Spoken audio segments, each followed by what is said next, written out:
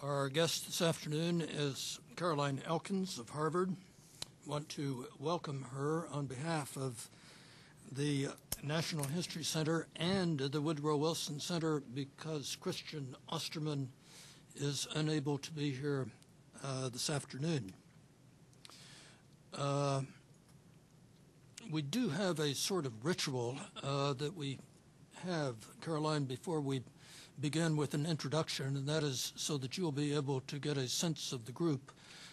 We go around the table and just ask everyone to identify themselves and to state, if you wish, what institution you are affiliated with, and then something clever. Let me ask everyone, for example, what book you happen to be reading at the moment. And I have the upper hand because I had thought of the question, so I can immediately say right away that I think that Michael Schrammel's book on Arthur Koestler, the biography and the background to Darkness at Noon and so on, is a superb intellectual as well as cultural and historical biography. Holly. My name is Holly Galley. I'm with Georgetown University and University of Texas. And the book I'm reading right now is A Secret History of the IRA. My name is Miriam Cunningham, and I'm with the National History Center, and the book that I'm reading is called Dramatic History of German People and Their Beer. I'm Mel Leffler. I'm a public policy scholar here at the Wilson Center this year, and a history professor at the University of Virginia. And I'm reading Michelle Moore's book, Know Your Enemy, which is about American public opinion during World War II, wrote out as a Germany. I'm Stanley Falk. I'm a military historian. And I can recommend Ed Dreyer's book, The Imperial Japanese Army, 1853 to 1945, which I think is and will be the definitive work using Japanese sources. I'm Joe Grimley. I'm the director of the Woodrow Wilson Center Press. The manuscript I'm working on right now is edited by Yaakov Roy, and it has to do with the Jewish movement in the Soviet Union, which looks to be very good. And by way of published books, I usually have P.G. Wodehouse available as a source of education. Susan Brothers, I'm a fellow here this year and a professor of history at Rutgers University in New York. I am currently reading John Dower's new book, Cultures of War, and for fun I'm reading Jeff Farrell's wonderful novel, The Singapore Rip. I'm John Wolfensberger, director of the Congress Project here, and was just given a book by a professor that I did a guest lecture for, FDR and the Constitution, by Bert Solomon, about the FDR's court-packing scheme. But I'm also trying to get into a book that we're launching here tomorrow, Parliament and Congress, by the former Speaker, or the former parliamentarian of the U.S. House of Representatives, Charlie Johnson, and the former clerk of the House of Commons, William McKay. So that's tomorrow at 4 in this building. I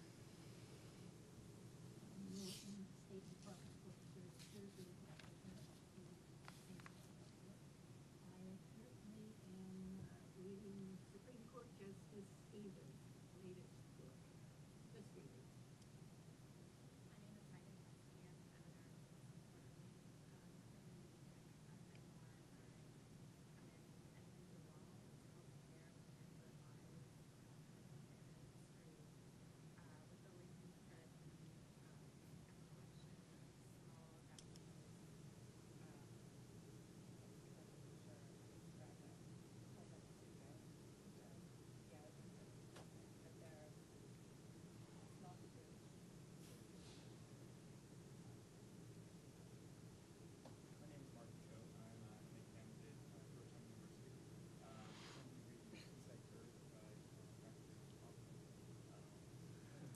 I'm an editor of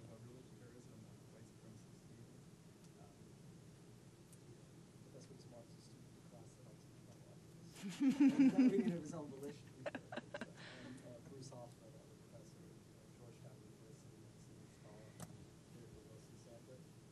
I'll tell you what I'm reading first. It's Richard Toll's book, Church and Empire. One of these is a security policy in Palestine. My name is Justine Osman. I'm a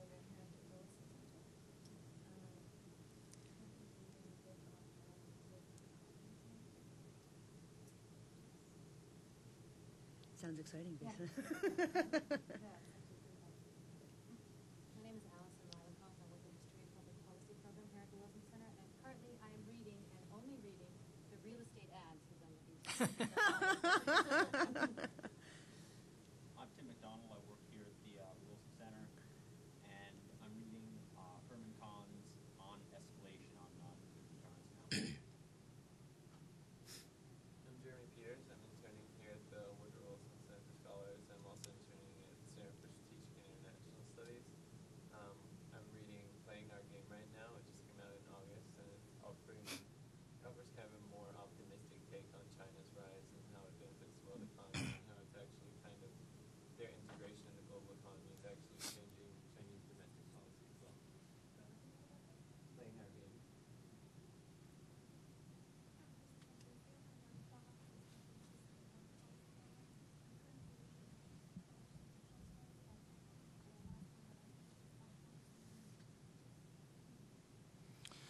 We have asked Caroline to give us her reflections on the book that she has written about the Mau Mau, which, as I'm sure everyone knows, won the Pulitzer Prize.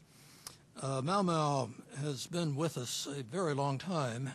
When I was at Oxford at about the height of the Mau Mau, I remember going to one of the seminars run by Marjorie Purham. Marjorie Purham was the foremost Africanist of her generation, and she refused to believe that any British district officer would be capable of anything like the accusations that they faced. And I remember going to one seminar where they discussed Mau Mau as a mental illness.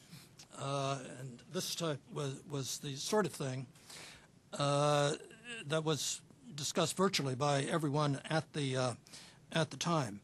There comes a point after a book has been published when you reopen it, at least this has been the case with me, and it is hardly identifiable. You can look at it and say it's sometimes, well, not so bad, and at other points you can say, my God, did I actually write that? So your reaction to your own work, after you've taken aboard all of the criticism and so on, after you've had time to reflect on the subject, is something interesting in itself. So, Caroline, we very much look forward to hearing your thoughts one step removed from the Mau Mau controversy. Well, thank you very much, Roger. Thank you for having invited me today, and thank you, all of you, for coming. And in fact, this is I'm going to present probably some more formal remarks than I typically do, but please feel free as I'm going along to interrupt me with questions. It's not a problem at all. And because what I'd like to do, as Roger pointed out, is offer some reflections. I'm actually in the process, and have been for a while, of writing a much longer think piece about the book itself, its reception, and the current state of the field, both of Mau Mau and how it's situated within the broader historiography on the end of the British Empire.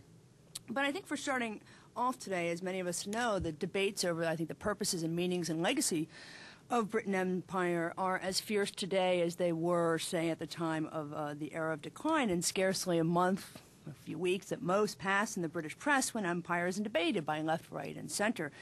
In June of this year, for those of you familiar reading The Guardian, James Milne threw his hat into the ring yet again, which he's known to do, with a piece titled, "This Attempt to Rehabilitate Empire is a Recipe for Conflict." And in it he discusses Michael Gove, the government's new education secretary, who publicly appealed to Neil Ferguson to help write the history or rewrite the history curriculum for English schools. And he says, considering this is a man who has unashamedly championed British colonialism, Milne writes, and declared that empire is more necessary in the 21st century than ever before, letting him loose on some of the most sensitive parts of the school syllabus in multicultural Britain might have expected to provoke an uproar. And but this is your colleague. Oh, yes, of course, we see each other all the time over the water cooler. Anyway, but of course it didn't cause an uproar. And Milne then goes on to describe Gove's appeal to Andrew Roberts, who believes, quote, history lessons should celebrate empire. And again, not much pushback from the public. And Milne continues, citing myriad examples of how the British Empire was, as he calls it, quote, an avowedly racist despotism built on ethnic cleansing, enslavement, continual wars and savage repression, land theft, and merciless exploitation.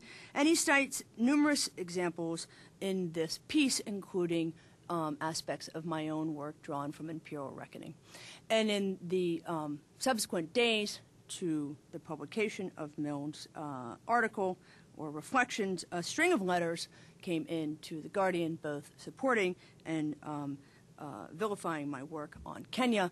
And in fact, you know, this is Milne by way of example, but I could have chosen numerous others. Similar things have played out in The Guardian, The Independent, The Times, Le Monde, various Kenyan newspapers, and of course in similar, although in somewhat different ways, which we'll talk about in academic publications. Now, throughout this ongoing debate, what struck me is the degree to which both my work as well as my character have been both embraced and vilified, encompassing a range, and I sort of pick from various ones. It's always sort of, and not only is it sort of daunting to read your own work, but it's always daunting to have the whole printout of all of the reviews and going through them one by one. So apparently I'm triumphant, and the book is path-breaking, courageous on the one hand, but I've got charges for being dishonest, sensationalist, and I love my most favorite of all, from Andrew Roberts, having committed blood libels against Britain on the other. So what I'd like to do today is to step back and reflect on the reception of my work on colonial Kenya and Mau Mau and situate it within this broader revisionism sweeping the end of empire in Kenya and imperial histories more generally. And throughout this, I'd like to pay careful attention to the interplay between the academy and its production of knowledge and the public and political discourses that play out in the headlines and in the chambers of parliament. Because indeed, the debates and the knowledge produced to fuel them, at least in the case of Britain, are not just about empire and national character. If we read them as such, then we lose the multivocality of the debate's threads, and with it, the interplay of positionality and gender, political and otherwise, and the degree to which they are often situated within frames of higher moral authority, academic objectivity, apparently that exists, intellectual impartiality, or some combination thereof. Now, it's here that I'd like to turn our attention to the substance of Imperial Reckoning, to the anatomy of its critique. And by the end of the exercise, I hope you'll find the purpose is really less one of defending my own work, but rather I'd like to point out and to highlight the importance of conducting a kind of inside-out examination of the criticism of imperial revisionism, and with it, the crucial importance of self-critique. In effect, reflecting on my own role in the debate that seems to have descended, at times, into a rather unproductive dichotomizing, or that is, Britain, or whether or not Britain was essentially a good or a bad force in its empire. A kind of debate that doesn't really get us very far. Now, briefly, I'll sketch out for you the main arguments of my book. It was published in 2005, and this was my first book, and it was based upon my doctoral dissertation. When I started the project, I had by and large planned to write a book and certainly a dissertation about the success of liberal reform in the detention camps of Kenya in the 50s. I'd gone to the archives in Britain, to the PRO, and despite what one might think, and I'll talk about some of this later, the files were not bursting with all kinds of seams of atrocities, but rather had all kinds of descriptions about successful hearts and minds campaigns, or rehabilitation as it was called, in the detention camps of Kenya. But as my research continued, and particularly my research in Kenya itself, my view began to change radically. I came to learn that the British colonial government had destroyed most of the files on the eve of decolonization, and even down to today, there are literally huge storage rooms of files that the present government refuses to release. Now, I spent nearly a decade reconstructing the story through a variety of different methods, a variety of different written sources, as well as a variety of different interviews, oral testimonies from settlers and missionaries and former British colonial officials, and of course, detainees, hundreds of them, men and women who have been in the camps. And it was in many ways a kind of mosaic, if you will, of reconstructing this particular event. To give you one example, there was no single file anywhere that told you the number of camps, where they were located, and what their function was in the pipeline. Literally, I had sort of a big sheet like this, a matrix recreating what this pipeline looked like. Certainly, at the time, people had written about the camps, but by and large, they had written for the most part, making assumptions that the British colonial government had conducted rehabilitation and that there were approximately 70 or 80,000 in the camps. And certainly there were memoirs on this, but any kind of comprehensive study of the camps hadn't been done. Now, the main purpose of the book, therefore, was to reconstruct the story of detention and rehabilitation in Kenya during the Mau Mau emergency. In effect, to bear witness to this moment that happened and to literally reconstruct it, to tell this story. Now, of course, Mau Mau, for those of you who weren't familiar, was a war that lasted from 52 to 60. It was supposed to be, like so many, a 3-month war. But the British government detained the leaders of Mau Mau. In effect, the Acephalous movement was supposed to collapse in some kind of terminal frenzy. Kenyatta and others were detained, and of course it didn't collapse. And instead, about 20,000 Mau Mau guerrillas went into the forests of Mount Kenya and the Aberdare. And then the government estimated that some 90% of the remaining 1.5 million Kikuyu had taken the first Mau Mau oath of allegiance to the movement. So, and this 90% of 1.5 million constitute what the government saw as a kind of passive wing, not unlike other stories we know of. Now, there's enormous literature on Mau Mau. For those of you familiar with it, we could spend, and I do with my graduate students, years reading it. And it can be roughly divided into, at the time I was doing my work, 2 categories. The first of which was, and is, what was Mau Mau? We have spent untold numbers of books and articles and the rest trying to define what exactly it was. Now, by and large, there's some consensus in the field that it was an anti-colonial and a civil war, a point I'll come back to later. The second is that it was, or in terms of the body of literature, pertaining largely to the Forest War. And certainly it took a massive effort on the part of the British government to gain the initiative, nearly 2 years. And Kenya, for those of you familiar with Malaya, and I know that Bruce, you said you were familiar with Palestine, is unlike Malaya insofar as there was never martial law declared in Kenya. So what we see is a bifurcated offensive. We see the military coming in and contending with the Forest War, but it's the civilian government, it's the government of Governor Baring and the Colonial Office in London that's responsible for suppressing the nearly 90% of the 1.5 million Kikuyu who had taken the first oath. That's really where, in my view, when I get done with my work, and certainly at the end of the book, where the real war is being played out. Now, of course, at the time when I'm doing my research, what's curious about this is that, for the most part, other than the memoirs that I'd mentioned, there was not, or had not been, a comprehensive study of the detention camps. And in fact, I was resoundingly dissuaded from doing this as my dissertation topic by the grand poobahs of the field, so to speak. There was not enough evidence, it was too political, and of course all those things were the sorts of reasons why I chose to do it. If you tell me not to do it, then... But it raises the question, though, right?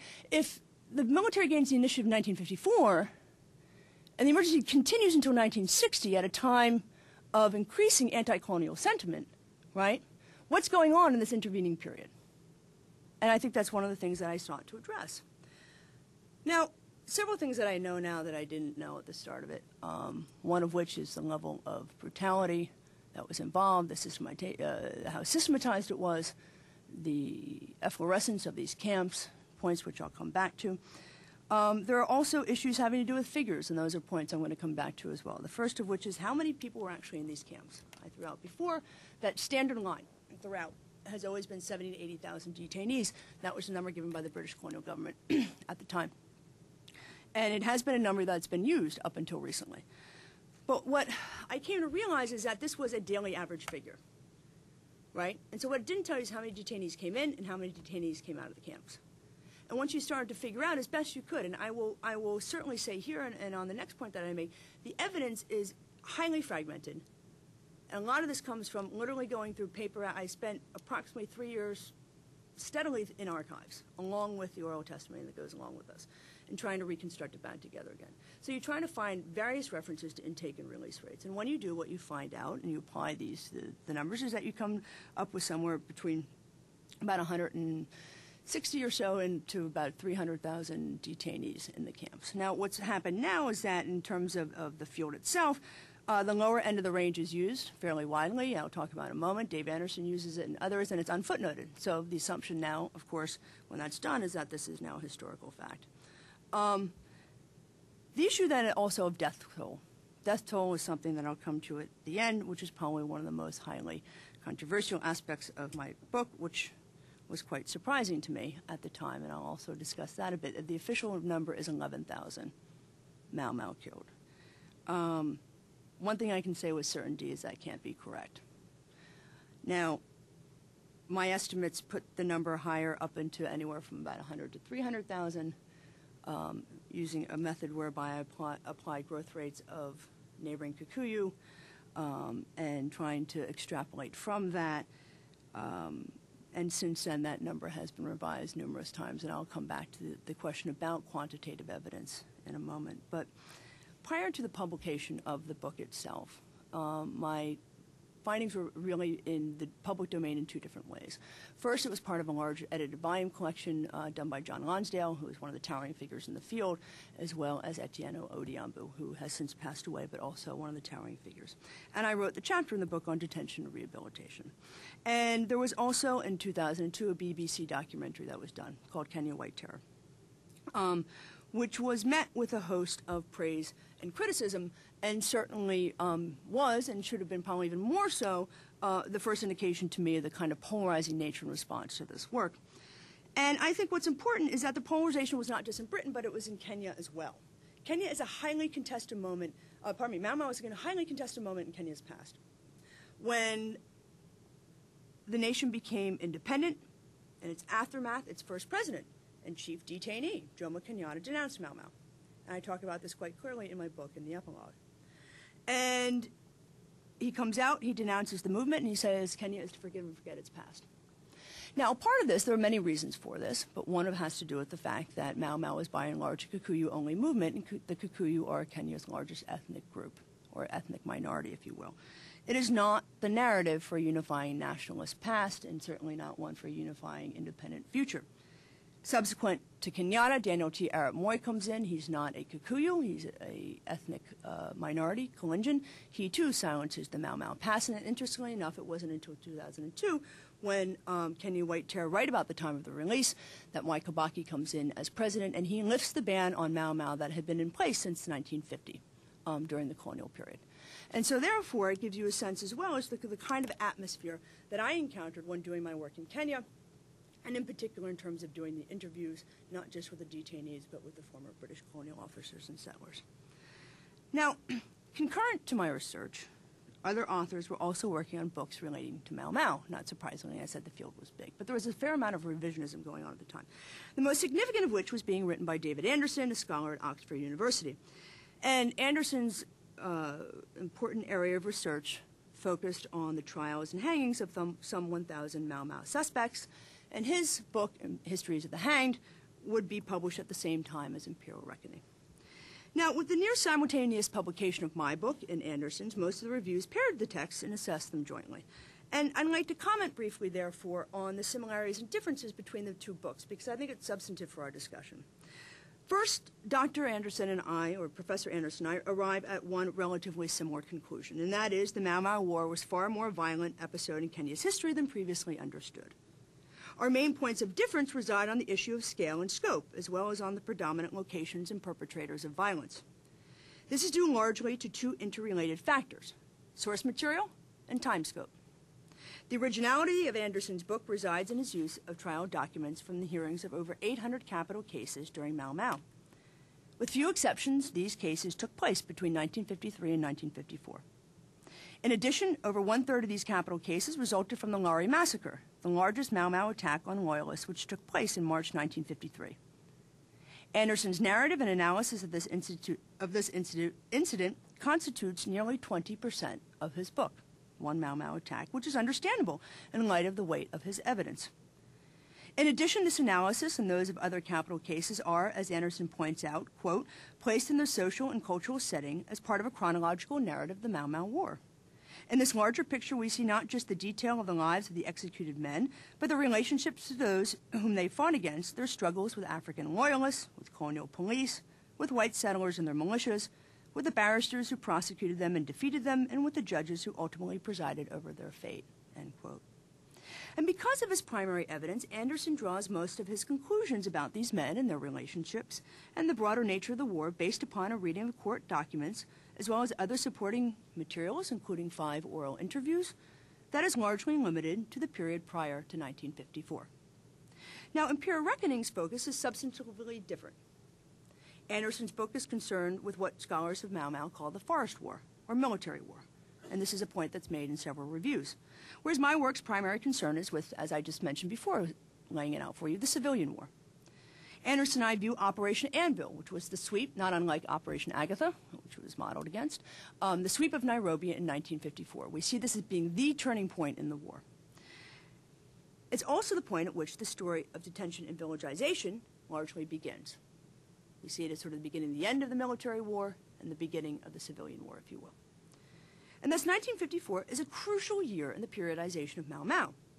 And the focus, as I said, of imperial reckoning is largely of the Mau Mau War after 54. That Anderson and I differ on points of scale and scope as well as the locations and perpetrators of the violence is, in my view, completely understandable, given the different foci of our research. The years prior to 54 witnessed a Kikuyu civil war that Anderson outlines exceptionally well. It's one that unfolded largely outside of Britain's controls in the reserves and in Nairobi, and again, something he analyzes in exceptional detail. After 54, the British government contained nearly the entire Kikuyu population within different modes of confinement and attempted through various means to co-opt Kikuyu loyalists into the structures of detention and to assist in its war against Mau Mau civilians. And in fact, the Civil War was brought into the system of detention in a kind of form and substance that was quite different from the pre-1950 war period. The relative success that the British government had in this strategy and in limiting Mau Mau attacks is indicated in the precipitous decline of capital cases after 1954, the same cases that Dr. Anderson is evaluating. There's a reason, in effect, as to why we see a drop-off in capital cases. As these cases are the basis of Anderson's primary research, they dictate, as I said, in part the temporal scope of his original analysis. Anderson and I go on to draw conclusions based upon our evidence and emphasis on different aspects of the war. As I point out, for example, Imperial Reckoning spends less than 4 pages analyzing the Lari massacre, as opposed to 70 pages in Anderson's account. In contrast, Anderson spends 2 pages on villagization, which is an enormous part of my book, modeled, and of course Vietnam is modeled on this. 2 pages on villagization and 20 pages on detention camps. Whereas the bulk of my book, pretty much all of it, more than 2/3, focus on these 2 aspects of the civilian war. And of course, we have different conclusions. Those that Dr. Anderson draws have oftentimes been received within the scholarly and public arenas as more acceptable revisions of Mau Mau. Of the numerous reviews of Imperial Reckoning and History of the Hanged, and there were many, many, many of them, few, very few, draw the connections between the book's use of evidence and temporal emphases and hence differing conclusions. And there are 2 exceptions to this. Mahmoud Mamdani's review in the Washington Post and Bernard Porter's LRB piece are the 2 exceptions, both of whom say the books need to be read as complements to one another about Mau Mau and the end of empire, as opposed to books that are in effect in competition with one another because they do 2 different things. Okay. Now, I'd like to move our discussion to some of the critiques themselves. And in so doing, I want to focus our main attention on the kinds of criticisms that arise in sort of 4 main areas. One is author positionality, who I am, methodology, in particular the uses of oral history, the use of language, and particularly the use of that term gulag, we'll talk about that a little bit, and finally the deployment, as I mentioned earlier on, of demographic data. And in so doing, what I'm going to do is I'm going to focus primarily on 2 reviews to make it easier for our discussion. One of which is by Pascal Imperato, which was in the African Studies Review, and the other is by Bethwell Ogot in the Journal of African History. And the reason I picked these are 2 of the sort of the leading journals of the field in African history. They also, I think, several of the criticisms that are raised here are also raised elsewhere. And third, some of the content of these reviews, specifically that come in the academic reviews, later appear in the mainstream press. And hence, I think, offer us a sense by which academic critique and the shaping of public debate allied with one another. And so, while on the one hand we have various, as I said before, there's an interplay, there's a multivocality of voices playing out in the critiques themselves, and these, of course, play out in the public debate. Now, Imperato in the African Studies Review, I think, is the most determined to characterize my scholarly work as an effort to exact justice for former Mau Mau adherents. And what he is suggesting in this is that there is right now, a large reparations case being filed against the British colonial government as a result of the evidence in my book. Now, in the preface and notes on method and various other parts of Imperial Reckoning, I set forth my positionality. I talk about many various aspects of my background, my intellectual training, my nationality, my family, the rationale for my use of sources, including oral history, my experiences in the field, my language skills, use of research assistants, and so on. I did not, however, discuss any involvement with the reparations case that resulted from the documentary, and I think for the large part the omission was due to the fact that I wasn't at the time involved with any work regarding Mau Mau reparations. In hindsight, and I'll sort of speak more specifically on reflections, in hindsight I would have spoken more specifically about the nature of the reparations case and, if at all, how I fell within all of this. I should say that now, since the publication of my book and in the last year or so, I have been asked to be an expert witness for the plaintiffs. I agreed to do that. I have to say I spent some time thinking about it. I can talk about it some more in Q&A as to why I ultimately decided to do it. But I also decided to do it, and I said quite honestly with the caveat that I would also present evidence for the Foreign Office. I think that's one of our responsibilities in general as academics, and again, with something we can talk about. Now, when reflecting on author positionality, my view is that it's equally as important, particularly when conducting a kind of inside-out analysis or critique, to be informed of the reviewer's positionality. Nowhere in any of these reviews of my work is the reader informed of the reviewer's positionality in all of this. So let's take these two cases as cases in point. So, who's Imperato? Well, he's not a professional scholar of Africa. Rather, he's a professor of preventative medicine and community health at SUNY Health Science Center in New York. He also lived in Kenya in the 1960s, and since then has published works on Lake Turkana as well as on Bamana art. He's also, quite straightforwardly, a very good friend of many of the colonial officials in my book, including Terrence Gaba Han from their days together in Kenya. And Gaba Han is an interesting figure because he was a former British colonial officer who was very much involved in the camps and actually ran a shift in the nature of the camp system in 1957, something called the dilution technique. And in many ways, he would become and has become a symbol of excessive force deployed by Kenya during the Mau Mau emergency. And of the remaining files in Britain's National Archives on the subject of detention camps, one pertains to the use of excessive force and direct orders to give it to one. And it was one that indicts Mr. Gaba Han and his leadership role in its execution. Now, I located the document itself and have used this in Imperial Reckoning. It's been used in the BBC White Terror film, and it was also used by Andrew Dinsmore, NP, and he later drew upon it as a basis for an early day motion in January 2007, in which he called for a censor of the British government's role during Mau Mau, as well as for a police investigation for crimes against humanity against Mr. Gaba Han himself. Now, it goes without saying that there's a lot at stake here. Right? There's a lot at stake in terms of the meanings of empire, historical legacies, professional reputations, both former colonial officers as well as academics, claim making on the past colonial state and the present colonial government. And it's with this in mind that I turn to Bethwell Ogot and the review in the Journal of African History. Now, without question, Bethwell Ogot is the foremost academic historian in Kenya today. He's a Luo, the next largest ethnic group in Kenya after the Kikuyu.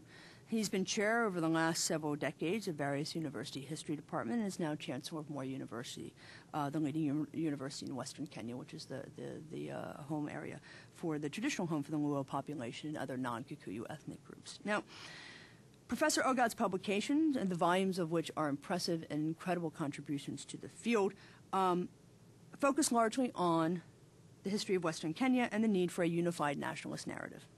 Ogot's delivered critiques of the Mau Mau past, which he believed forsakes the movement's divisiveness within post-independence Kenya because, in his view, they largely eschew the role of non-Kikuyu in Kenya's liberation, particularly the Luo. In effect, I think what's important is to have a sense, again, of the ways in which people are coming at this. In Kenya today, Mau Mau is hotly contested, and particularly in the current political circumstances where there is a fierce struggle between the Kikuyu and the Luo. And that fierce struggle between these ethnic groups has been going on for decades. And so therefore, when one is coming into this, it's not a surprise that within Kenya, very few, except for Tabitha Kanogo, Kikuyu, have written on Mau Mau. It's all been done outside of Kenya. So, now, I'd like to turn to methodology. Now, both Impronto and OGOT and other reviewers make several critiques of the methodology I employ, and more specifically my uses of oral history. And I think much of this angle of criticism is an impugning of oral evidence in a kind of Rankian-like technique of objectivity and source material. And first, I think, to dismiss my argument based on either explicit or implicit objectivist reasoning, it's necessary to place emphasis on the oral testimonies as opposed to written sources. In other words, people make things up. And if you say the book is largely based upon oral testimonies, then you can pretty much dismantle the book and the claims it's making. But if you go to the some 100 pages of footnotes, what you find is that over 2/3 of them referring to primary sources are referring to written documents, not oral testimonies. And as I said before, the level of archival research that's been done to this is quite extensive. And I think what's curious to me is as we're moving towards self-critique, I think as going through all the reviews is, in many ways, kind of the willful misrepresentation of the source base of this book, which was rather surprising to me. Anyway, again, sort of the question of whether or not people got their stories straight throughout all of this, or perhaps less cynically, whether or not this was collective memory and not individual memory. And I think on these points, what I'd like to point out is the fact, number one, I address a lot of my use of oral sources in my methodology in the notes on method itself. It's quite lengthy. But I think, in particular, I think there's the suggestion here that there's this illusion between there's a reparations case, you're interviewing people who are making up stories because they want to make claims against the British government. Is sort of the not-so-subtle subtext of some of this. Well, first of all, the timing doesn't work. Secondly, the other issue has to do with the fact that in terms of, as I said, the reparations case, the timing doesn't work. And also, one of the big issues is that in terms of the Mau Mau organizing themselves, yes, there are Mau Mau associations that are going on. And OGOT talks about this in his review, but quite frankly, they're quite sad. I mean, these are a bunch of old men in the back of bars talking about the good old days, and there's like 2 or 3 of them, not hundreds of them. And I think the other thing that's interesting about this is that people on the ground, including Lonsdale and others, talk about the fact of how poorly organized former Mau Mau organizations are, in part because of the ban that was placed on by the government. The other interesting thing in OGOT's work is that it refers to my interviews with former settlers and detainees and the request for anonymity. And this practice he calls, quote-unquote, dishonest. But at the same time, OGOT's question of source anonymity runs counter to the standard practice when working on topics that informants deem to be sensitive. And there are many cases of this in the case of Kenya. Perhaps the most notable exception of this is Bruce Berman's research on the colonial state in a book called Control and Crisis in Kenya, which is the definitive work, as far as I'm concerned, on the Kenyan colonial state. It's widely cited in our field. OGOT widely cites it in his own work. And like Imperial Reckoning, Berman draws on a number of sources, including, and I quote, some 50 interviews with former administrators, and he describes other colonial officials, and then he says, quote, on the condition that the identity of the informants would remain confidential. So I guess what I'm suggesting here is that some of the charges that are being leveled are a bit surprising to me. At the same time, what's interesting is that by presenting the methodological difficulties, if you will, by looking at the fact that the oral testimonies are being impugned and the representation that they are, in fact, the main aspect, the foundation of my resource base, then once you set it up that way and then you impugn them, then it's quite easy to dismiss the work, right? And what's curious, too, about this is that also, at the same time, when it's read alongside David Anderson's work, focusing on a different period, pre-1954, focusing on court records, although he does use oral interviews, but nobody raises the question that he, too, actually uses anonymous sources and doesn't do it. That wasn't never raised. But nevertheless, suddenly there's one historical text that becomes more objective, more true in all of this. And the question becomes, why is this playing out? I'd like to turn next just to the question of language. Then I want to talk a little bit about some of the reasons why I think this is playing out the way that it is. Well, in terms of use of language, more specifically, I'd like to focus on my use of the term gulag and other references within my work to Nazi and Soviet comparisons. And first there's been, again, sort of, I found curious, a suggestion in more than one review that the use of comparative analysis between lived experience and detention obscures in one reviewer's words, quote, the unique character of Kenya's detention camps, end quote. And here my views really tend to differ. I mean, there's a chapter called The World Behind the Wire in the book that spends a lot of time talking about the uniqueness of the Kenyan situation based upon Kikuyu epistemology and a variety of other factors. But at the same time, to suggest that one can't analyze comparatively the similarities as well as differences between lived experiences and confinement suggests that somehow the Kikuyu were different from the rest of the world's detainees and people who had been incarcerated. And I simply don't go along with that. But second, when I use the terms from Nazi or Soviet discourse in the book's narrative to describe conditions in the camps, I draw them from contemporary observers, and several reviewers overlook this, and indeed, again, sort of drawing on how the reviewers are speaking to each other. Bernard Porter, in his LRB piece, again, points to this clear misrepresentation. You have to look at the footnotes and see where this is coming from. But thirdly, I want to talk to when I do use the term concentration camp and gulag outside of the detainee lived experience. Because clearly the subtitle of the book is Britain's Gulag in Kenya, right? So it's when I'm drawing parallels between the system's structural similarities, and I'm doing so specifically in relationship to the labor aspect of these systems. I attempt to make the distinction when discussing the structure and aims of the system of detention in Kenya to compare it to other work camps and not to extermination camps. And whereas the experiences of confinement certainly had similarities, the objective of the pipeline, or was the term given for all the various camps, was not explicitly eliminationist in the same kind of way that we see in other systems where there are, in effect, gas chambers and the rest. However, the similarity is, and we draw on works like Wolfgang Sofsky, the similarity between the Soviet Gulag, the similarity between the Nazi works camps, is the wastage of labor, right? The wastage rates. And so therefore, what we see happening is that the similar kinds of wastage of workers and the kind of limitless supply of labor that we see in these various camps was also true in Kenya. Now, I'm not alone in drawing this kind of comparative link. Marshall Clough does this in his work, writing about the camps when he's writing about them in the context of the memoirs. And he says that they resemble, quote unquote, a Kenyan gulag. And Anderson similarly draws this analogy, but specifically links it in his work not to the relations and strategies engendered by the camp experience itself, as Clough does, or to labor, as I do, but in Anderson's case to the larger system of violence. And he writes about this. He talks about the fact that the use of the term Soviet and Nazi terms can be useful in his analysis because of the similarities and the kinds of violence and brutality. Now, the points that I seek to make here are twofold. First, I believe the usage of the term gulag is relevant, though to make the analogy, I think one has to really look closely at the detainee system of labor and its relationship to the broader objectives of the state, right?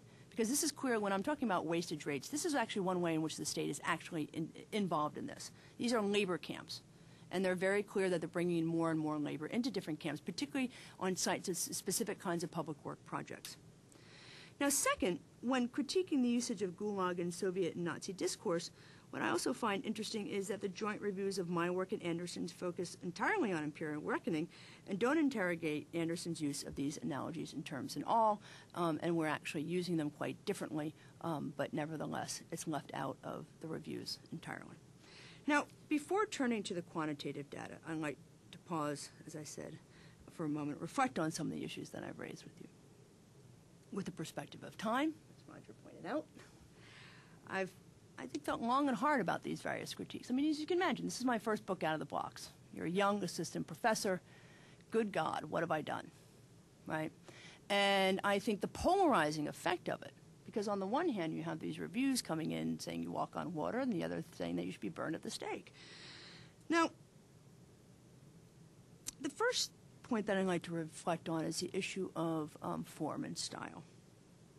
Imperial reckoning is very much a narrative history, right? Using embedded argument.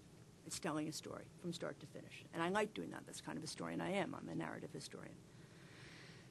But it's also one that has an extremely strong tone at various points, and I'd be the first to admit that it was one of indignation at various points, no question about it. And indeed, I reread certain parts of it, and Roger rightly says, I read it and I think, wow. That's the voice of a young scholar who is clearly very outraged at the story she found. And I think in some ways, you look back and what am I looking at now? 10, 15 years since I started the research. Different kind of person now than I was then. Certainly know a lot more about the world and a lot more about myself, and certainly more jaded than I was. Also bear in mind that Iraq happened. I was writing up the chapter on Hola when Abu Ghraib broke out. A lot of what we have to think about this book is a bit, in the reception of that, is within that context. Oh, it's just like Abu Ghraib. Oh, it's just... But yeah, in fact, when I was doing the research for this book, that hadn't happened. I grew up sort of post-Vietnam, and certainly soon enough before Abu Ghraib that this book was written. Not to say that I was naive by any stretch of the imagination, right? But at the same time, sort of situating within that. So, in hindsight, would I have toned it down? Absolutely. No question about it, right? The value of maturity, I suppose. I wouldn't have toned all of it down. You got to leave a little in there to get people going. But I think in trying to make a point about certain hypocrisies, I think actually When you're talking about sort of comparative analysis and whether or not you would tone it down. I'm talking about language. Language, right. Use of language, and in talking before about using the word gulag and comparing this with like a German Nazi or like a Soviet era gulag, why would you have toned it down in retrospect? Because of what had happened in Abu Ghraib, or because of the Iraq War and the sort of cultural implications of what that means? Right. No, I wouldn't have toned down the use of gulag. I feel fully. I'm saying in this, but I think, have you read the book before? I haven't. Okay, it's pretty strong in different parts, and I think listen, some people really like that, but I think the people who are skeptical and are ready to sort of, who are so over the top in terms of wanting to sort of counter-argue and critique the book, so much so that they will willfully misrepresent the book, are immediately put off by some of the language. It didn't do me any favors in that sense. And when you read some of the reviews, you think, my gosh, you must have drunk from the same Kool-Aid that I did, because the kind of sort of the level of tone of some of them, and the ad hominem attacks, is kind of silly in academic world. I mean, it happens all the time, but there's a little bit of grow up, right? And so, in that sense, it provoked. It was meant to provoke, but I think I could have done it with toning it down some. But I wouldn't have changed the language on the. I would still use the term with the gulags and the camps. So you're saying content-wise, you tone it down just so that... No, I think the engagé part of it, but I think that some of the actual, and I'm sorry I don't actually have a copy of it, but I could read some passages to you where, and I'm quite, I'm very sarcastic at certain points. I could have achieved same effect and probably even more so by, and again, learning experience, no question about it. And I think that has to do as much with style as with and form as anything else. And it does bring me to my next point insofar as... Yeah, that's right, Caroline. I think it's important for you to complete the argument so that we will have time for discussion afterwards. Yes, no problem. Let me, in terms of... related to this in terms of form, I think I would have been far clearer in signposting some of the key elements of the story in the introduction, right? It's historical narrative. I wasn't going to change that, embedded argument. But I think that clearly, when going back and reading some of the consistency on some of the reviews, either Mahmoud Mamdani and Bernard Porter are smarter than everybody else, or they read it more closely, or they were less outraged and therefore got it. I don't know.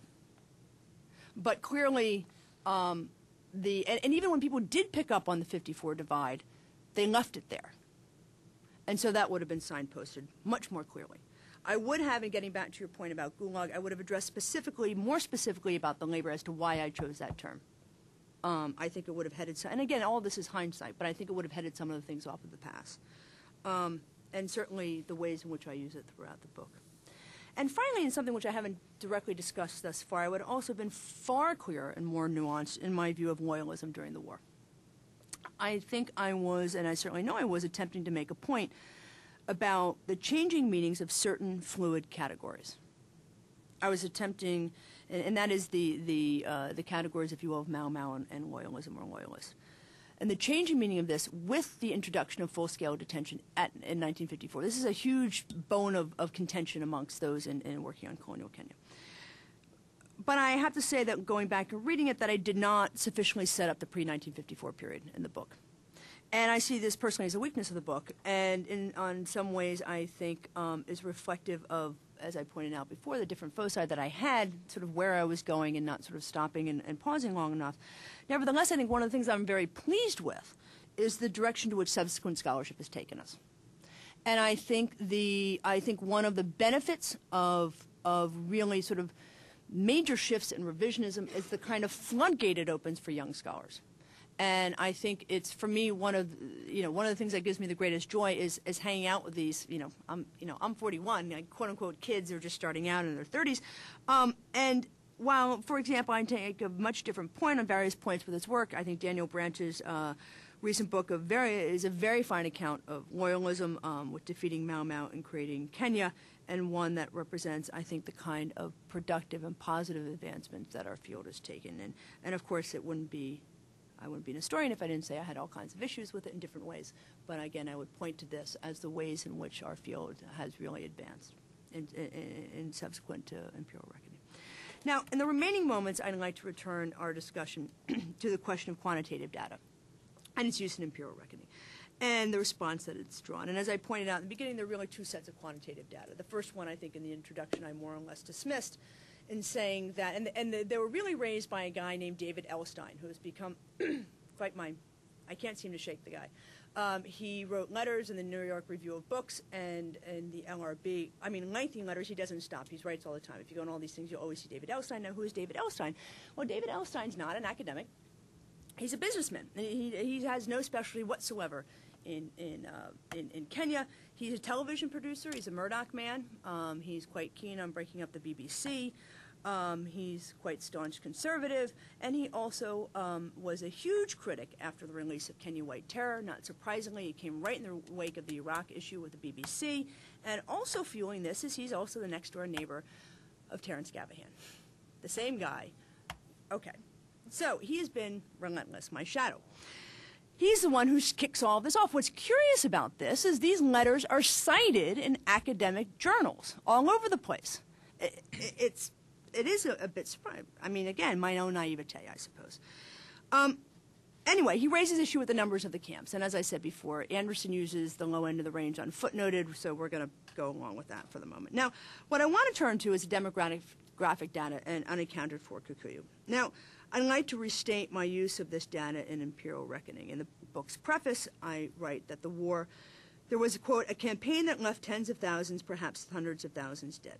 And then in the epilogue, I devote one paragraph to demographic figures where I compare growth rates, as I said, the Kikuyu with the neighboring ethnic populations of the Kamba, Luo, and Luya, based upon a comparison between the 1948 and 62 censuses. There's no census in between. And I write this. I say, the Kikuyu population figure in 1962 is adjusted using growth rates comparable to other Africans. We find that somewhere between 130,000 and 300,000 Kikuyu are unaccounted for. I believe the lower growth rate was likely due to two factors, actual deaths and a slower birth rate due to lower female fertility. This lower fertility would have been caused by such factors as malnourishment, disease, miscarriage, the absence of regular male partners, and the psychological stress resulting from war trauma. I would argue that at the very least it is safe to assume that the official figure of some 11,000 Mau Mau killed is implausible, given all that we've discovered. Of course, we will never know exactly how many Kikuyu died during the last years of British colonial rule in Kenya, but does that matter? The impact of detention camps and villages go well beyond statistics, end quote. In my writings and lectures, I state consistently that it's a wide range, that they're suggestive, and they cannot be read in isolation, that they have to be read along with the empirical findings of the book. They are one element of this larger mosaic. Now, the most important challenge to my suggestions, and this was a huge lightning rod, came from John Blacker in an article published in African Affairs in 2007, in which he seeks to debunk my figures and in their place offer a different estimate for Kikuyu mortalities. And Blacker's figures are now often used as the definitive set of numbers on the issue, so I think it's important for us to talk about them for a moment. First of all, who is Blacker? Well, Blacker was a demographer in the British colonial government in Kenya from 1961 to 1963, and then stayed on for another 2 years under the Kenyatta government.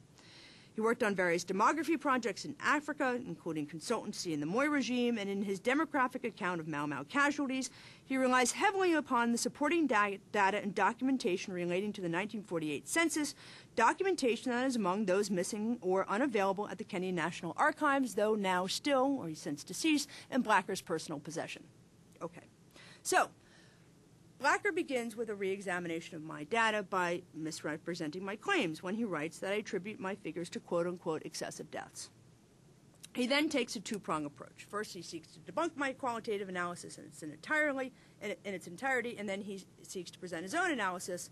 With the ultimate outcome, he comes up with a number of 50,000 deaths due to the consequences of the Mau Mau War. Now, on the first question of debunking my figures, the key point and the key issue is redistricting assumptions. The 48 census was based upon administrative classifications of geographic regions, whereas the 62 were based upon tribal classifications of African ethnic groups. So if you make different assumptions, you're going to come up with different numbers. Bottom line. It's far more, I have a very lengthy and incredibly boring detailed analysis of all this. I'll give you the highlights. Okay, let's assume, for the sake of argument, I am wrong in every single one of my assumptions. Every one of them. And let's assume he's right in every single one of his. He never questions my method. What happens if I apply my method using all of his assumptions? Well, we still find out that you still need to explain a large number of unaccounted for Kikuyu, somewhere between 22,000 and 150,000, or a median of about 100,000 Kikuyu. Okay, that's it. I'm wrong completely, and all of his assumptions are right. Okay. Now, very briefly, Blacker goes on to present an alternative analysis, one that brings him to a 50,000 mortality figure, and more than half of which were children under the age of 10, which is kind of significant for this. And he does so by comparing the 1969 census to the 48 census, not the 62, stretching this out over a longer period of time. Yet Blacker encounters a significant problem in all of this, and that in the 48 census does not include mortality rates. That's a problem. And he writes, quote, "Can we in fact hazard a guess at the numbers of excess deaths? For this we would need reliable indices of mortality prior to the emergency, and such data are all but non-existent." We say all but because there's perhaps one straw that we can clutch at. The 1948 census incorporated a sample census or a post-enumeration survey of the African population, which followed the main enumeration. And he goes on to state that these data were never published, but instead he does have a copy of them in his possession. He's going to use them. Okay. He describes how he calculates the weight of averages and so on and so forth. And he goes on to say, yet the implications of these figures for our purposes are fraught with uncertainties. In the first place, the validity of the 1948 mortality estimates are open to question. Second, in the implied trend in our hypothetical infant mortality is uncertain. Third, we need to use our hypothetical trend in infant mortality to infer the number of deaths, and this is a dangerous and questionable procedure. Goes on. Okay. And after weighing all these drawbacks, he says, in view of these reservations, we have made a range of calculations assuming a different trends in infant mortality in different model life tables. And perhaps a round figure of 50,000 is as good a guess as any. Okay. Fair enough. Now, of the 50,000 number, Blacker then says that more than half, about 26,000, were children under the age of 10. What's curious about this is that his evidence that he uses for this comes from Imperial Reckoning, from my chapter on villagization. And he says, in fact, that they died of malnutrition, according to Elkins. But Elkins never says that. Elkins says they died of famine. Two different things. Malnutrition means you're not getting enough nutrients. Famine means they weren't eating. And a huge point of contention at the time of the war, where the government kept saying that the Kikuyu didn't know how to take care of their children. The Kikuyu were saying, no, you're starving us. Curiously enough, this same number, 50,000, and Blacker's use of misrepresenting my work in terms of how these children died, are picked up by several scholars, including John Lonsdale. And in a 2007 essay, he reversed the course on his earlier views of my work by distinguishing me as a radical, particularly compared to Anderson in his book, and he draws upon Blacker's analysis to support his argument. And he goes on in a couple of things, and I want to sort of wind this up so we can have some time for questioning. But first he states that my work is unoriginal, and then he says my conclusions are wrong. Well, the originality of the work, in that sense, I think the question of whether or not there had been Mau Mau Memoirs and the rest out there, I don't dispute in the book. And what's curious, too, is that the only two scholars really to have done any work on detention, Marshall Clough and Tabitha Kanogo, wrote reviews of my book. The only two who had really done anything. And both of them say and comment on the originality of my work. Go figure. Now, Lonsdale then turns to the demographic data and assesses it out of context of the rest of Imperial Reckoning. And he does this because he rejects the evidence as being original and cites Blacker's work as authoritative. And again, I can go on, but in many ways, it reflects the same kind of assumptions that Blacker makes. One, that his numbers are read uncritically, and two, that the kind of empirical findings that are used are sort of chosen selectively out of the same book that they chose to dismiss otherwise. Now, what's interesting about this is that some of the same issues at debate, who's responsible for the death of these children, malnutrition or famine, the same kind of debate that's playing out during the period of Mau Mau is now playing out amongst academics.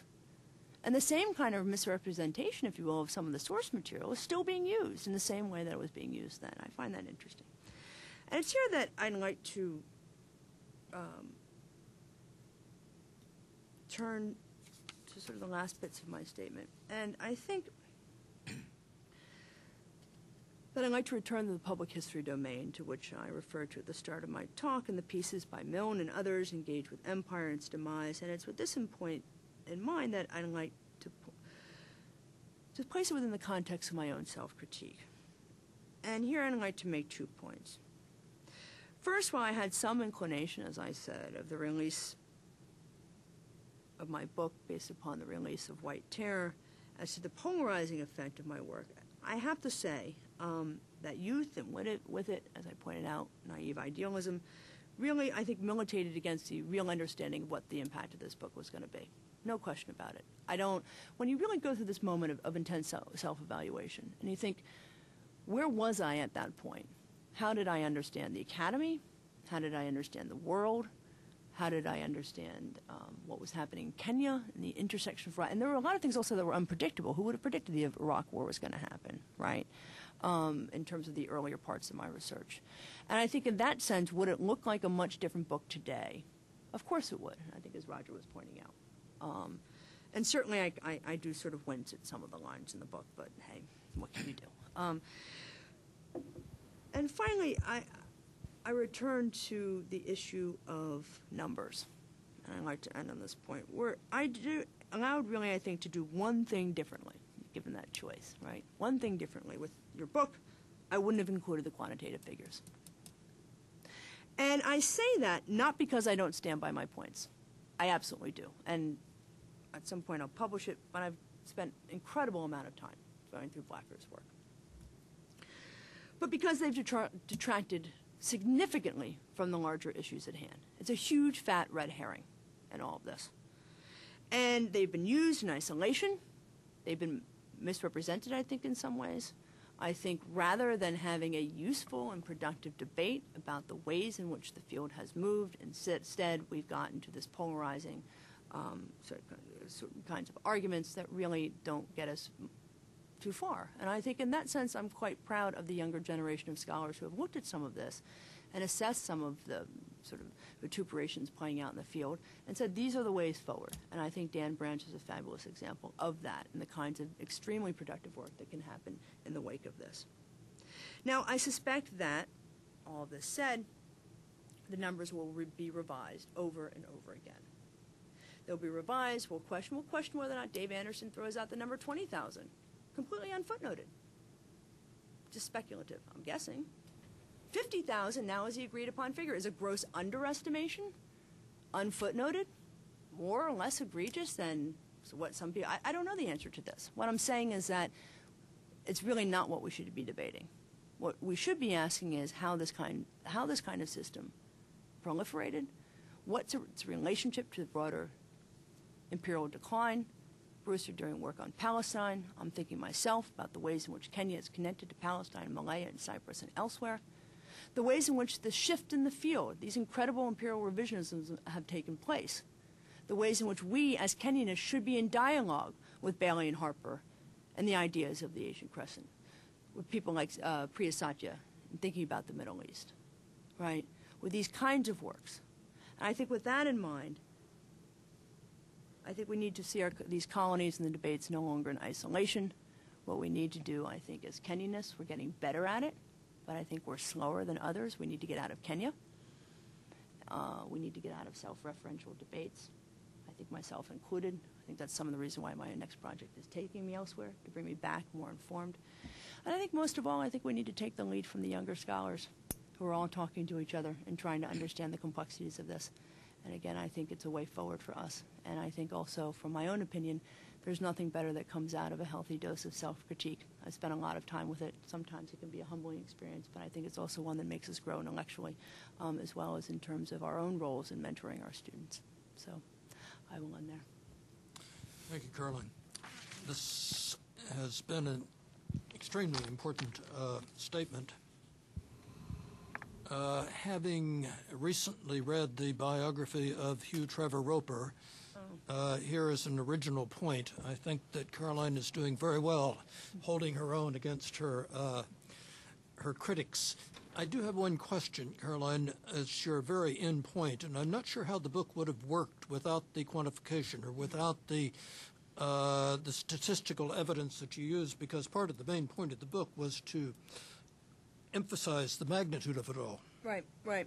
Yeah, no, I think, when I say I wouldn't have used the quantitative data, I think in the context of the way the book was written, the question becomes, had the book been toned down? Had I been more mindful of the pre-54 period in terms of the fluidity of loyalism? But I think regardless, Roger, I do, and it's a question I go back and forth with myself, right? I think on the one hand, people always want numbers, right? There's this sort of, this comparative quantification of moral enormity, right? That somehow or another we have to quantify how bad things were. And people ask for this all the time. And if you don't give it to them, they get disappointed. But I think and perhaps I would throw it back to you, and as I think through some of this, how, within the reviews themselves and even in the context in which the debate has played out, the numbers have been a red herring. I agree with that. I believe it deflects from the main point deflects from the main points. And, I literally read the two passages, a line and a paragraph, that talk about this in the book. And I could not have been more clear. I go back and read it and say, could I have been clearer than what I was doing? No. But again, when it gets back to sort of willful misrepresentations, it's probably some of the greatest are with that, as well as with oral histories, in terms of the ways in which. And so, but you're right, Roger. I mean, then one is required to really read the entire book and sort of have the preponderance weight of the evidence suggests that the 11,000 figure can't be right, and we leave it out there. So. I'm sorry, I thought you had your hand up. Questions? Holly. It's a pretty simple question, but I'd like you to talk a little bit about why you did decide to testify in the cases. Yeah, it was interesting. I talked to several colleagues. I did some reading on this, too, in terms of the role of historians in other kinds of cases. And my feeling was that we have a moral obligation, that we don't live in ivory towers, despite what we think, that our lives are more than just debating with each other, and that there are very few of us that have this kind of expertise who can possibly weigh in. I also feel as though, as I said, regardless of who would want my expertise, it's my job to give it. And I think it's also been a very interesting learning experience for me. I think what's been interesting is, having your research gone over with a fine-tooth comb, pray to God, and then it all stands up in terms of various things. But and the degree to which it's been, I think, sort of intellectually interesting to me.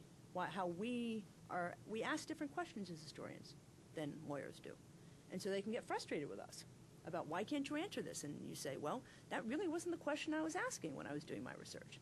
And so they have to get a fleet of lawyerlets off and into the archives and going through things, and that's sort of the kind of stuff that they do. But that was really my feeling on that. And obviously people can differ, but that was my feeling. Caroline, then the testimony takes account of the criticism that you received that you have been too sympathetic to the Mau Mau cause. How did you deal with this? In terms of my own thinking? testimony. Oh, well, I'm still writing it. I'm writing my expert report. Yeah, I mean, I think my view on that is, and in general with the book, I mean, the book is very narrative in many ways and uses many narrative devices, right? And so there's a clear, and sometimes I think, again, getting back to kind of signposting in the beginning to, maybe I was being too clever about it, I don't know, but there's a clear attempt at inverting the entire sense of power and order, Yes. right? The ways in which language is used in the book, the ways in which Europeans are referred to only by nickname. Of course I knew their names, right? But why do I mean, I did that for a reason, right? This is sort of a look at the detention camp from the inside out. And it becomes a story. The book starts like this and works its way, and probably the most intense moment of this is in this chapter, The World Behind the Wire, where you're literally behind the wire with the detainees, living and getting into the mental space that they occupy, and then sort of going back out again. And so in that sense, I think there are two things going on, Roger. One, I'm telling you from that perspective and doing that quite deliberately. And two, do I feel as though as an historian and simply as a human being that what was done was outrageous in terms of doing this kind, having this kind of system, brutalizing people in unspeakable ways and destroying all the files? Absolutely. How can you not? I mean, it just, it's, and I think does that mean that one can't be dispassionate enough as an historian to weigh the evidence properly? Absolutely not. I mean, I think, yes, you can, but it gets back to my whole point about subjectivity and positionality, and particularly on a topic like this. Everybody's coming at this from a particular normative and frame of mind. As Max Hastings was clear to point out in his review, apparently the greatest insult that you can be called in Britain is Professor Elkins is a young American woman. Full stop. Right? And it's true. I'm coming at this as a young American woman, a particular kind of positionality, and a particular kind of sense of things, and I think that was some of the purpose of drawing out some of the positionality of the reviewers and what's coming at this in a kind of sort of politically fraught moment. Yeah. In listening to this, but maybe maybe I'm stating an obvious point, but at least knowing about some other British experiences. I mean, this sounds the closest to Malaya, where there was villagization, where there was forced internment. Mm-hmm. But at the same time, it seems exceptional compared to British performance in Palestine and also in Cyprus, although it does seem very similar to the British performance during the Arab Rebellion. I mean, the period I study, the British were, as well documented by Matthew Hughes and others, during the Arab Rebellion, the British were incredibly brutal, far more brutal than many people realized. Although I write about that, my focus is more the period of Jewish terrorism, much less so, in fact. Yeah. Cyprus, I think, also is a situation. Was this really, do you think, is it too horribly reductionist to say that this is all about racism, and that's part of the undercurrent that infused how reviewers responded to your book? That this becomes unpalatable not just because of what was done, but especially if you compare it to Malay. I mean, this was just an archetypal attitude towards natives, as opposed to the treatment, let's say, of Europeans in Palestine when they were Jews and Europeans on Cyprus. Yeah, they're very interesting questions, Bruce, and a couple of different things that are kind of a couple of different questions interlaced there. And I first want to talk about comparison of Kenya to elsewhere, because it really has, and you know far more clearly than I do about Palestine. I've been spending some time doing some research there, and I'm very interested right now. My next project is on end of empire wars, and I'm looking at and very interested in the nature of movement of ideas and people through the empire from Palestine and Malaya and Kenya and so on and so forth. And what's very clear is that individuals, as you know, are moving from place to place. Not just that the strategy seems similar, but the same people, both in the colonial office and in the military, and as you know, in the colonial police forces, are executing these policies. And what's curious about the Palestinian case, and some of this is just, it's formative in my thinking, so I'll sort of throw some things out there, but the Palestinian case, again, as you know, I mean, the Zionist insurgency is formidable, and at the same time, the British more or less have their hands tied in terms of the level of brutality and force that they can use. Monty's going crazy, right? You know, what's going on? They want to use, and they do, they attempt to use some of the SAS tactics, and it fails miserably, right, because of the young boy Benjamin, I'm trying to think his name, who's thank you, yes.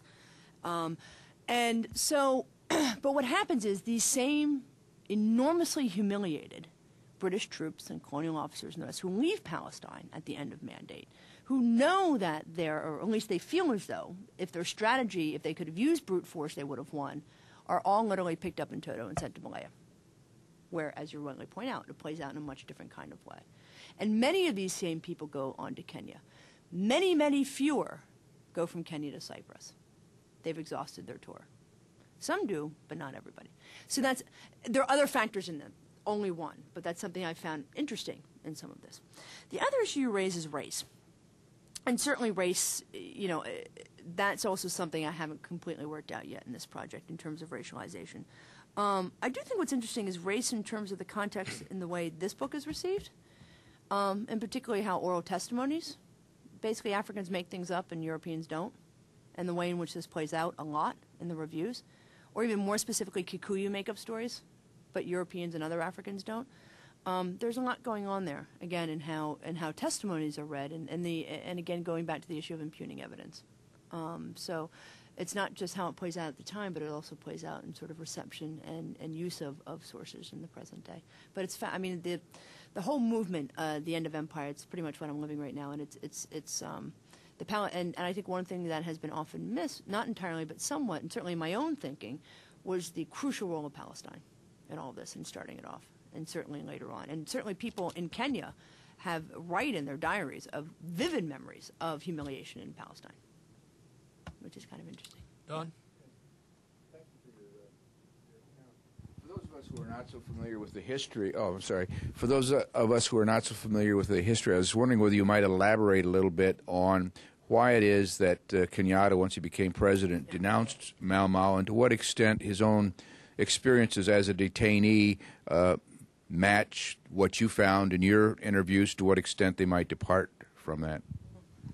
And your assessment of Kenyatta. Yes. Yeah, Kenyatta is quite the enigmatic figure in many ways.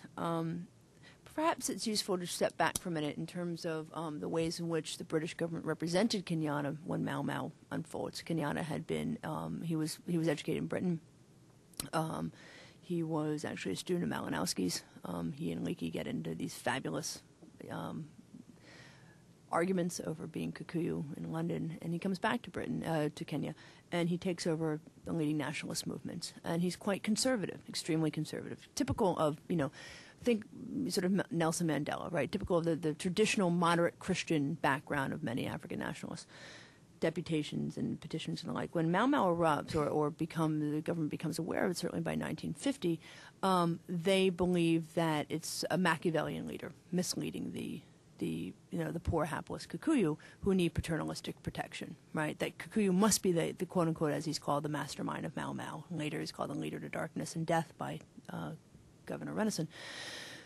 So when Mau Mau is kicked off, Operation Jock Scott, they round up 180 of the so-called Mau Mau leaders, Kenyatta being the first and foremost of them. In fact, Kenyatta was not the leader of Mau Mau. Kenyatta was certainly a nationalist leader. Mau Mau was very much a grassroots organization. It was quite militant. There were a variety of different leaders within this, coming from trade unions and other organizations, but it was not Kenyatta. And in fact, one of the things that happens is that the COW, or the Kenyan African Union, loses control of the situation. I mean, the other thing really does take off, and it becomes quite grassroots and quite militant. Idaka na Wiathi, land and freedom, and there's all kinds of different rituals and demands and the various oathings that are done. So he's detained. He's detained for the entirety of the emergency. In fact, he's actually technically imprisoned and then detained because there was a sort of a showcase of a trial for himself in the Kapenguria 6. So when he comes out of detention at the end, and his experience in detention was difficult, but it was not dissimilar from other political prisoners. Say, when one reads accounts like Mandela's and others, it's not atypical of that. He doesn't suffer through the same kind of tortures that the other detainees suffer through. But he comes out of prison, and it's clear that there's going to be an accelerated path towards independence, and the white settlers are horrified, right? And they're certainly horrified that this guy, leader of darkness and death, is going to potentially, it seems, take over the country. And so the British have to go on a campaign of in some ways, of reconstructing Jomo Kenyatta. But of course, they actually don't really need to reconstruct him because he was conservative all along. And in fact, like many independence leaders in Africa, he was as interested, if not more so, in having access to the political structures of power as opposed to getting rid of them. And so therefore he comes in and he, not surprisingly, denounces the militants of Mau Mau, who wanted a kind of land redistribution, which he was not in favor of, which they wanted a kind of equalization, a leveling effect within the country, which he was not interested in giving. And it's in some ways, it's quite generalizing, but it's not an atypical story of African elites in the post-independence period. The twist on this, of course, is that undoubtedly Mau Mau did accelerate independence in Kenya. No question about it. Up until Hola in 1959, you can see in the documents the change. Hola massacre takes place. It takes place in March of 1959 when 11 detainees are bludgeoned to death in the detention camp of Hola. Initially, it's thought that they died of contaminated water, but the coroner's reports are leaked out. And the big difference with this, because many, many other instances of this had happened, but they got caught red-handed, right? And so they decide ultimately to pull out. And what's interesting is that from that moment, right up until Hola, in all the colonial documents, you see various references to another generation or more, several more decades. Right after that, the colonial office is then starting to copy a variety of different offices within the British government, indicating more rapid steps to decolonization. Anyway, so Kenyatta, and I was saying before, the fact that it is a Kikuyu-only movement, but also one that's associated with people who are militants. And Kenyatta was having nothing of it. And what's curious, in the aftermath of Mau Mau, the first independent government, very few, those who actually were involved in Mau Mau, people like James Kariuki, are assassinated. Others die in a fairly pitiful state, like Bildad Kagia. I interviewed him in a little shack, a duka, by the side of the road. He was living in the back of it. It was quite sad. And Kenyatta's cabinet is mostly loyalists, those who were actually, if you will, fighting on the side of the British government. So he wasn't the leader of darkness and death.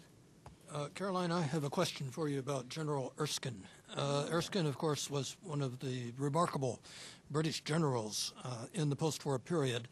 The government in London, of course, was not oblivious to what was going on in Kenya. In fact, they suspected that there might be something radically wrong. And so General Erskine was called to make an assessment. He immediately takes a dislike to the white settler community. He refers to the wives as middle-class sluts, generally. Both words operative and probably deliberately. Erskine thought that the problem was that the white settlers had been pressed into military and police service, and that went to the heart of the issue. In other words, this is not the British military. This is a colonial problem. Yeah, I think it was both, as I saw it, and this gets back to the point that Bruce and I were talking about a moment ago. They were certainly moving policemen around the empire. But I think your point is very well taken, Roger, and I make this point in the book when I talk about sort of an eliminationist language, a discourse that's out there. And it's one that's being expressed by settlers in particular and by some colonial officers, but particularly the settler community.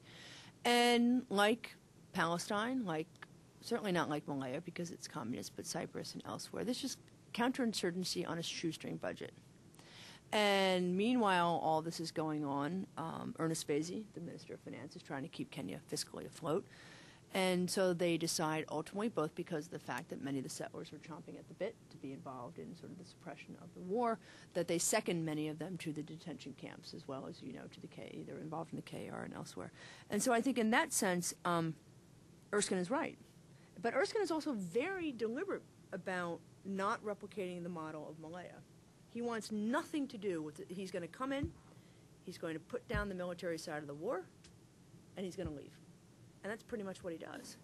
And at the same time, there are various points at which he is quite outspoken about the ways in which Bering is leveling the war.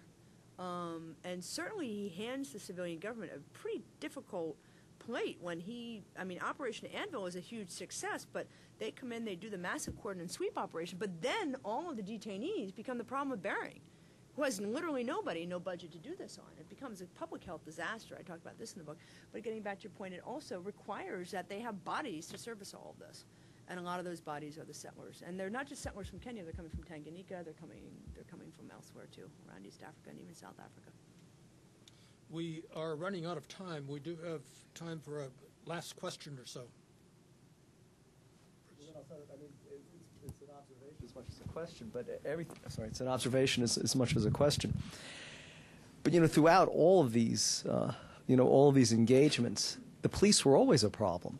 I mean, this is one of the huge problems from Palestine, at least in my view, is that the Palestine police always saw themselves as this elite and as sort of, the officer class of the empire. But they performed miserably the entire time in Palestine. It was always the army that bailed them out. I mean, if you go back to Ireland in the 19-teens and 1920s, I mean, the army didn't have nearly the problems that the police auxiliaries had, and the black and tans. In fact, the black and tans were the original enlistment levy into the Palestine police force. And so you have failed police strategies almost serially in all these colonies. And then as you just described, I mean, Malaya, gosh, I mean, the Palestine police have done so badly at the end of, and this isn't even a subjective comment because, of course, the Wickham Moffat investigative team, two of the most senior RUC officers, just completely pilloried the police as being totally incompetent, and yet it was all the same officers who went out to Malaya. So if you make the point, and then they're coming to Kenya, they're the ones, of course, who are responsible for the prisons and responsible, for handling the population if the army's in the background. Yeah. This becomes, the Achilles heel almost of British Empire rule, which goes against all of British counterinsurgency doctrine that says the army's in support of the police. But the police are just useless. I mean, that's certainly one of the points in the work that I'm doing right now, is the degree to which what we read in the doctrine, Kitson's work on low-intensity operations are just not playing out on the ground. And the fact of the matter is you really have to go to these regional archives to see this playing out in the way they do. It's not. The difference is in trying to reconcile what you see, what you see in the British National Archives and some of the things you come across both in the National Archives and locally, but also in a lot of the private archives. And there have also been all kinds of interesting oral interview projects, as you know, that have been done. The ones in Oxford aren't as useful. The ones at Hebrew University in Jerusalem are amazing on this. And these were done at the same time that they were doing a big obviously post-Holocaust study. They just decided to interview a bunch of people, end of mandate. Wonderful, and exactly describing some of this stuff, and certainly also describing others who are not in the police force, describing in the same language the police officers that people use to describe, like Erskine, in Kenya, the bottom of the barrel. Absolute bottom of the barrel. And you're right, they are the Achilles heel, but at the same time, that is what is on the forefront of these end-of-empire wars.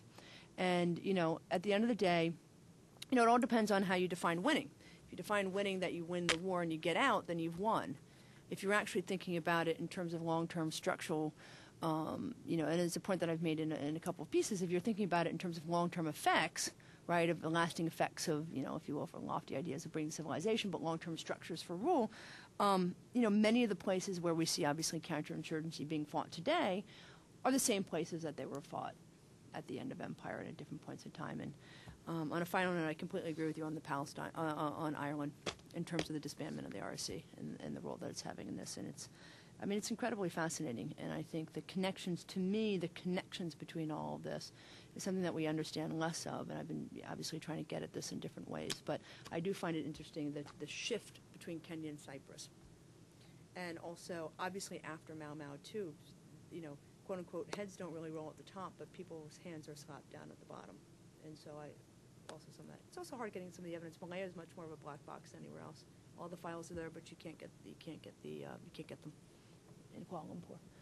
Caroline, we want to thank you for a